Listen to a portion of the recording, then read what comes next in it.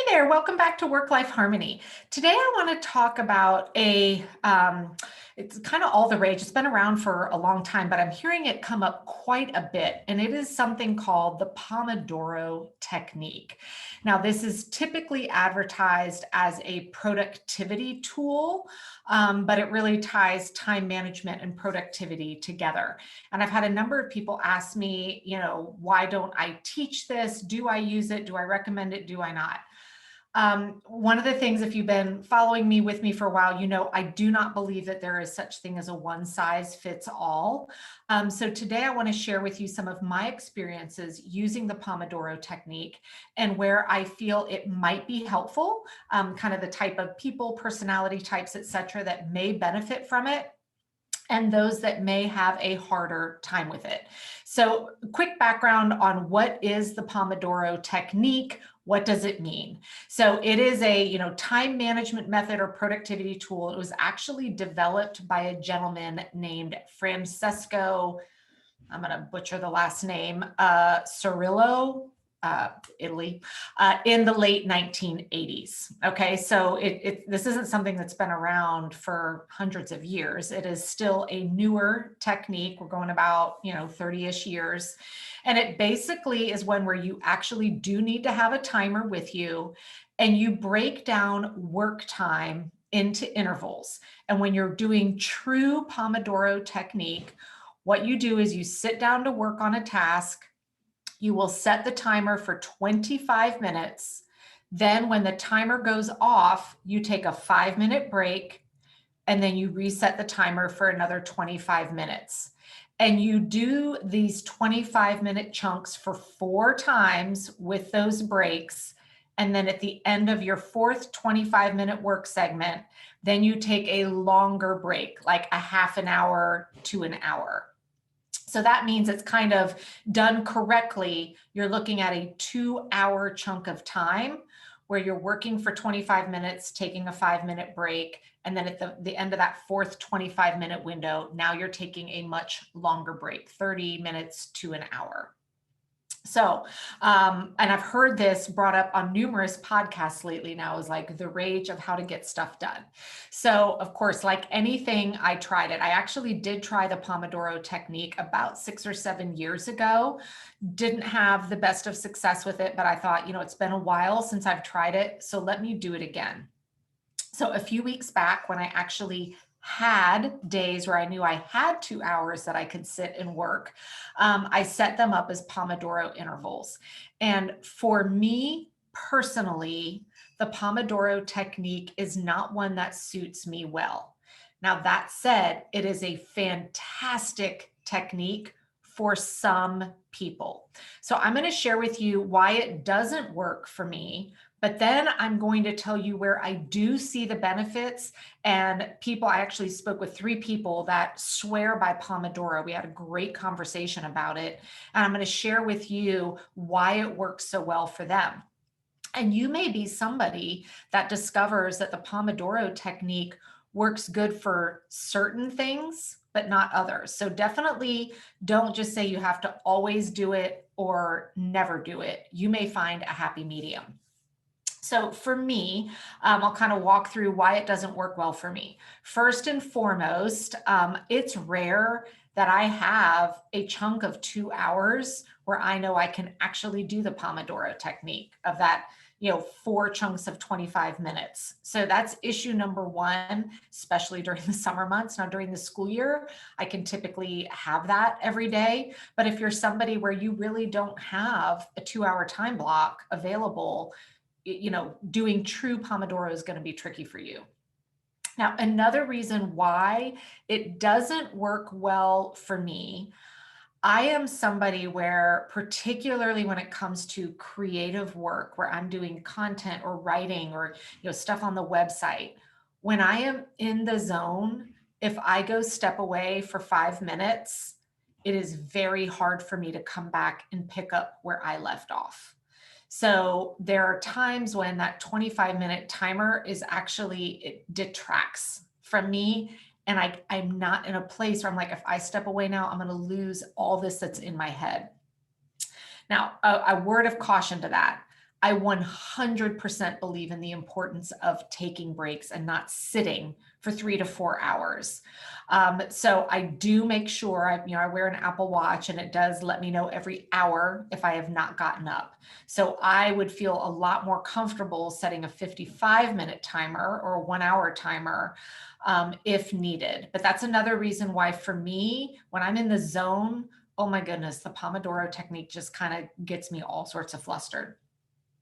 Again, similar with that, I don't always have full 2 hours. It doesn't always, even if I have a 2 hour chunk of time, it doesn't always align with work that suits itself well for the Pomodoro technique. Back to kind of writing again, taking a break when I'm in the flow is not good. Now, if I've got a bunch of little tasks, all those things that build up that could take maybe 5 minutes a piece, I could see where this again could be useful. And kind of finally, another reason why for me personally, it doesn't work well. And when I talk to people that swear by it, it does. I feel like this is very well suited for more of a lack of a better word, an office situation, like a working environment where you are truly in that role for 8 hours a day or whatever that looks like. If you are someone that wears a lot of hats every day, maybe you're an entrepreneur, maybe you run a business, but you're doing it from home. Maybe you work part-time places. Maybe you're a full-time caregiver, whatever that may be. Again, having that, being able to work in these 2 hour chunks that we do the Pomodoro technique in, oftentimes it's really hard to have regular 2 hour time blocks where we're just in one hat, right? So those are some reasons why it hasn't worked well for me. Now, here's what I do like about it, and here's where I would encourage you to consider embracing or at least giving it a try. If you are someone that really struggles with distraction, you are easily distracted, you have a hard time staying focused, and you find your mind wanders easily, this is where I think the Pomodoro technique is a fantastic solution for you. There is something that triggers inside of us when we sit down and set a timer for 25 minutes and say, I'm just going to work for 25 minutes and then I'm going to take a break. That helps keep our focus in place, because that little noise back there that's going, I want to get distracted, I want to get distracted, is reminding us, hey, I'm going to give you a break. Let me just get through this 25-minute cycle. So, again, I am not a trained expert in ADHD or any of that. I got to put all those disclaimers there. But I don't think that it was a coincidence that 3 people that use this and love it, all 3 are people that have been diagnosed with ADHD. And I could see this being very, very beneficial. Another subtle thing that happens with the Pomodoro method, again, if this is an area that's hard for you, is it really forces you to get clear about your priorities.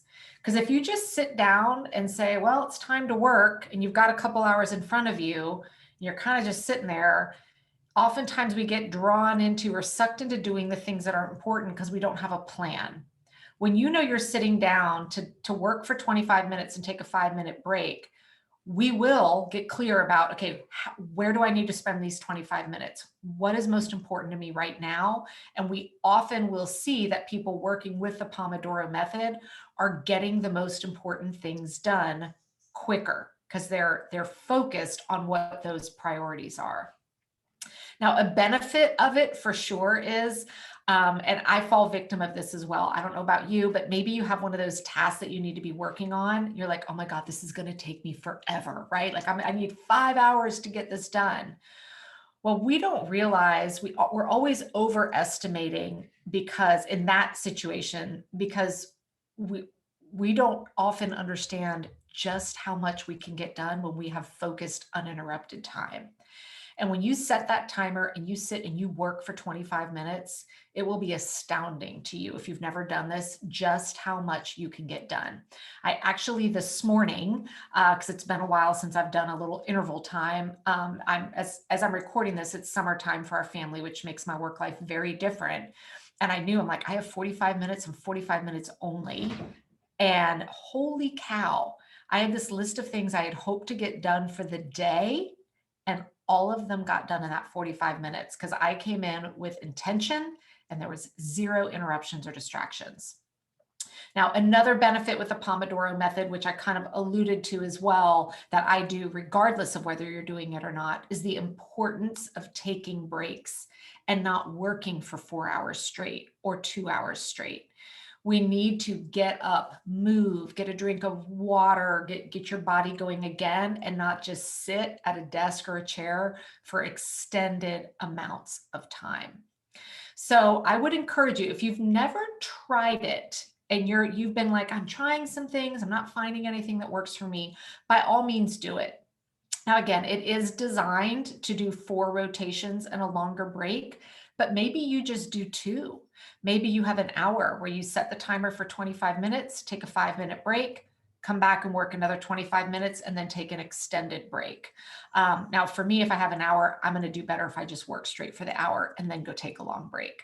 But definitely throw this into your toolkit. And if you're someone that really has a hard time staying focused and gets easily distracted, I 100% would encourage you to give the Pomodoro technique a try. Now, if you are someone that uses it and loves it, I would love for you to tell me more about that because I really want to get good at knowing who I should recommend this to versus who may have, it may not be the best fit.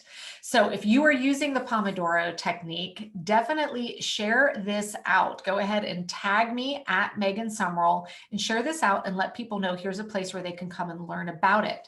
Now, if you're someone that hasn't used it and you're going to, go ahead and let me know that as well. And I look forward to hearing about your wins and experiences with the technique.